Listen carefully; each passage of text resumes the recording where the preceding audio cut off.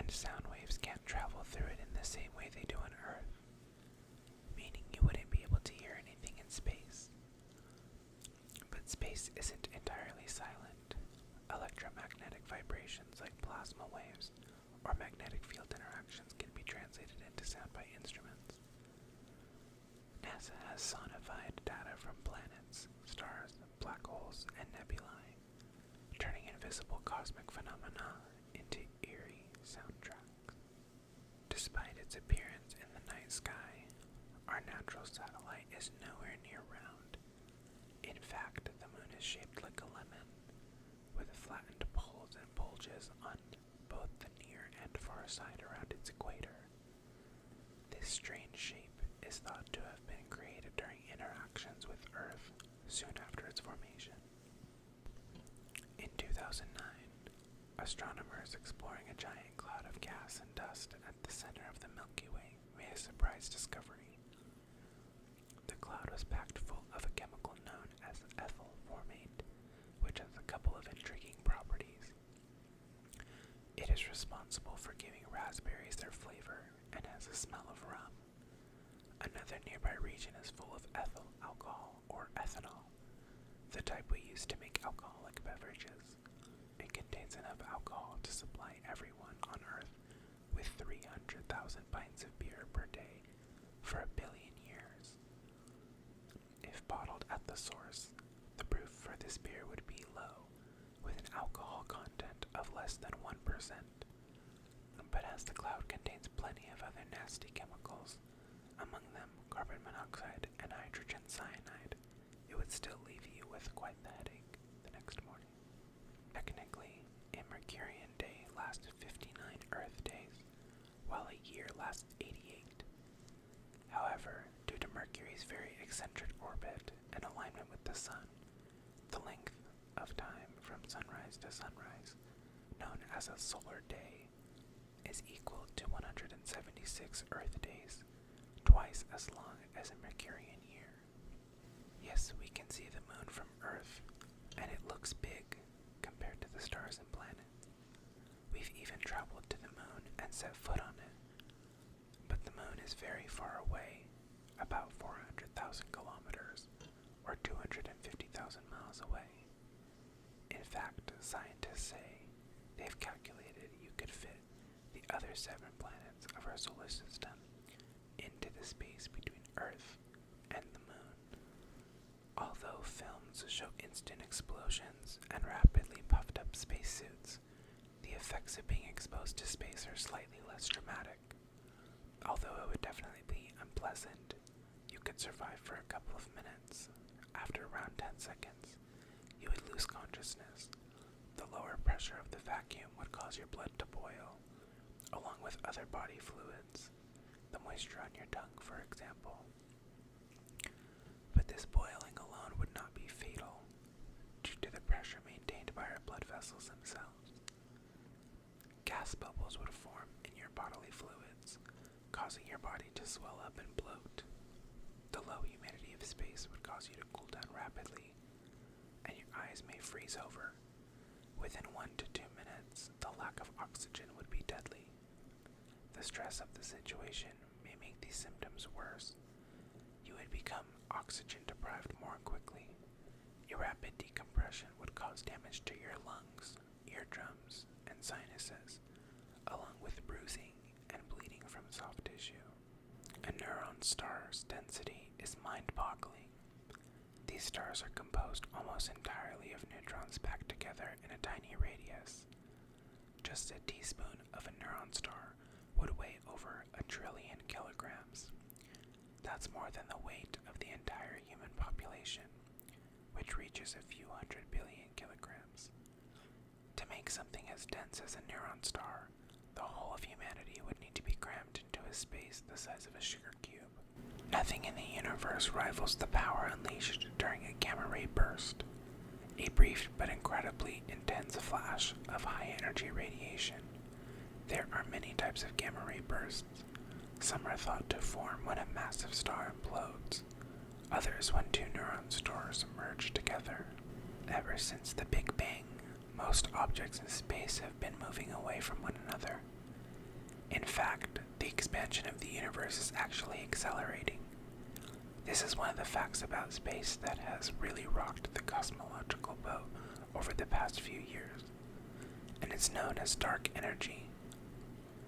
As regions of space are whizzing away from one another at an ever-increasing rate, the first population of stars to form in the universe are now too far away for us to ever hope of spying them. And that's even using the best present or future telescope. Hope is not lost. We can attempt to spot them indirectly via energetic bursts of radiation they emit at the end of their lives. Black holes are known for their voracious appetites. Their influence is so strong that even light can escape their gravity. But they have a theoretical converse: white holes. They are effectively the opposite of their dark relatives, spitting out light and matter instead of trapping it. So far, there are purely hypothetical objects. Astronomers are contemplating how they could form in reality. The region of space in which a mass's magnetic field dominates is known as its magnetosphere. These regions surround planets, pulsars, and even our galaxy. The planets in our solar system have magnetic spheres that interact with and are shaped by the charged particles in the wind streaming from our sun. The largest magnetosphere in our solar system surrounds Jupiter. Jupiter rotates very fast and has a very strong magnetic field, and its magnetosphere is filled with plasma from its volcanically active moon, Io. These features, coupled with the fact that the solar wind is slower and less dense at Jupiter than Earth, lead to a very sizable Jovian magnetosphere. Neptune takes a whopping 165 years to complete one full orbit around the Sun. Since it was discovered in 1846, Neptune only finished its first full post-discovery orbit in 2011. Demoted planet Pluto has yet to match this. It is not even close to completing one full 248-year orbit since its discovery in 1930. Not all planets form and stay around stars. Astronomers estimate that there could be more than 200 billion of them floating free and drifting through our galaxy. These rogue planets were thought to have been kicked out of their home systems. While this is true for some, other planets may have formed completely independently of an accretion disk, as was the case for our solar system, instead of forming from the collapse of tiny cold clouds known as globulins. Despite its size, Saturn is made mostly of hydrogen and helium, making it the least dense planet in the solar system. Saturn's average density is about 0.7 grams per cubic centimeter, while water's density is less than 1 gram per cubic centimeter. So if you could find a bathtub big enough, Saturn would float in it. Our Milky Way galaxy is thought to contain anywhere between 100 and 400 billion stars. Our closest major galaxy, the Andromeda Galaxy, is thought to contain 1 trillion stars. But scientists say some known galaxies could contain up to 100 trillion stars. Imagine how many planets there might be orbiting those 100 trillion stars in a galaxy far, far away. Footage of astronauts on the International Space Station may give the impression of a gravity-free environment, but onboard gravity is actually only 10 to 11% weaker than it is on Earth's surface. Astronauts float freely due to the space station's continual state of free fall, the same effect experienced by skydivers. The difference with the ISS is that it also has horizontal motion.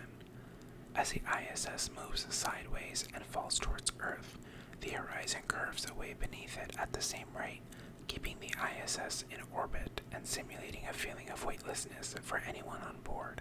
Earth's spin speed is slowing. Every year it takes our planet a little longer to complete one full revolution on its axis. This change is minuscule, however. Every century, Earth slows by 1/500th of a second. 1,000 years from now, one day will be 2/100ths of a second longer than today. The moon exerts a pull on Earth, causing our planet to be slightly egg-shaped. It affects water even more, creating tides and causing the oceans to pile up towards one side of the planet, forming a tidal bulge, This bulge is dragged around with the moon as it orbits, as Earth rotates faster than the moon, 24 hours versus 27.3 days. The bulge moves slightly ahead of the moon's position in orbit. The moon pulls back on it, effectively trying to slow it down, and causing Earth's rotation rate to gradually slow down over time as a result. As the two bodies interact through gravity, this tugging causes Earth to lose energy, while the moon gains energy. Because of this energy boost, the moon is slowly spiraling outwards, moving away from us by 3.8 centimeters per year.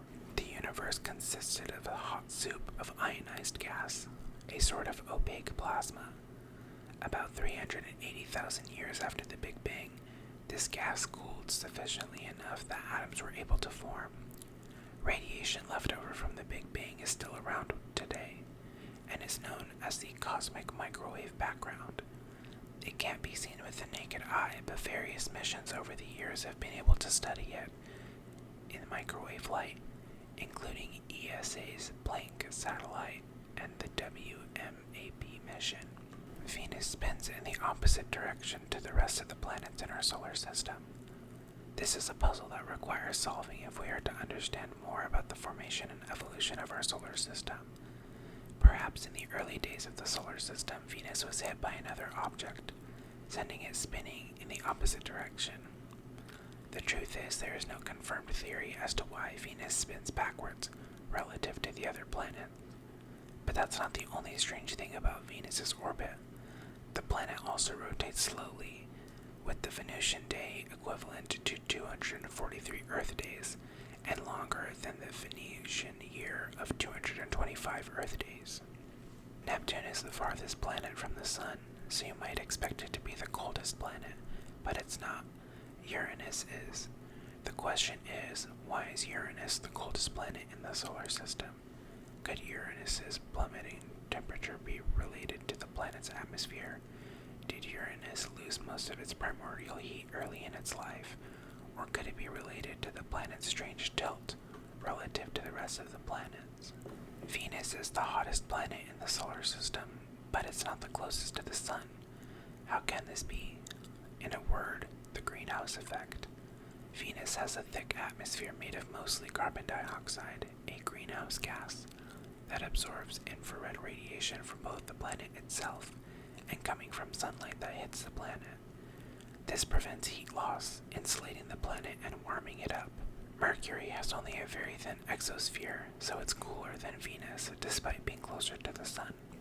Venture beyond the event horizon and you'll not be able to escape the powerful gravity of a black hole. Black holes are objects so dense that even light can escape their gravitational pull. Despite this, black holes can shine brightly, and this is one of the most contradictory sounding facts about space. Supermassive black holes can illuminate the center of galaxies and are known as active galactic nuclei. How can this be? As cosmic material falls into a black hole, it forms an accretion disk that swirls around it. The material gets very hot and glows. It can even power jets of material that shoot out of the black hole into space. This all occurs just outside the event horizon, and is one of the ways astronomers can detect black holes even though they can't observe them directly. Since the first discovery of exoplanets, planets orbiting stars beyond our solar system, in the 1990s, astronomers have built up a catalog of almost 7,000. And astronomers calculate that for every star you see in the night sky, there is on average one planet orbiting it. Next time you look up at the night sky and see a blanket of stars, consider that many weird and wonderful worlds out there in the galaxy. A total solar eclipse is one of the most arresting sights in nature, but they're by no means a given, and you may be hard-pressed to see them occurring on any other planet. Total solar eclipse happens when the moon passes between Earth and the Sun, the moon covering the entire solar disk. You may have noticed in images of total solar eclipses how the circular moon fits neatly and snugly over our circular sun, just about covering it and no more. That's because of a complete cosmic coincidence in which the Sun is 400 times bigger than the moon. But the sun is also 400 times further away. As a result, the sun and the moon appear to be the same size in our sky, making total solar eclipses possible. They won't happen forever, though. The moon is slowly drifting away from Earth, meaning its apparent size in our sky is getting smaller and smaller. Eventually, the moon will no longer cover the entire disk of the sun from our perspective on Earth, and total solar eclipses won't happen anymore. Instead, we'll only ever see annular solar eclipses. Saturn's rings are among the most iconic, easily recognizable features of our solar system, and their dimensions are pretty staggering. The main ring system around Saturn spans an incredible 200,000 kilometers across, and yet it's only about 10 meters thick in most places. That's about the size, or slightly smaller than, a three-story house. The sun is so enormous and filled with so much mass that 8 planets, their moons, every asteroid, and every comet combined make up a measly 0.14% of the remaining mass of the solar system. That means the sun accounts for 99.86% of all of the mass in the solar system. Thank you so much for listening to the Space Facts. I hope you enjoyed. Let me know if you want me to do more like this. Thank you so much for watching.